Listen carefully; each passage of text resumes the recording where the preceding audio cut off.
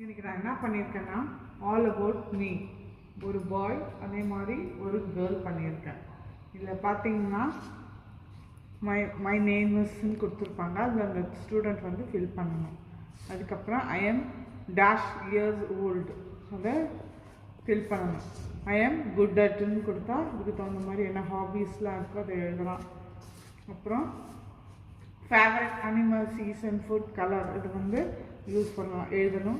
I like to play, எனக்கு என்ன பிடிச்சிருக்கு கேம் அப்படின்னு எழுதணும். ஸோ இந்த மாதிரி பசங்களுக்கு பண்ணி கொடுத்தா நல்லாயிருக்கும். சேம் இது பாய், இது கேர்ள், இது சேம் திங் தான். See, my name is,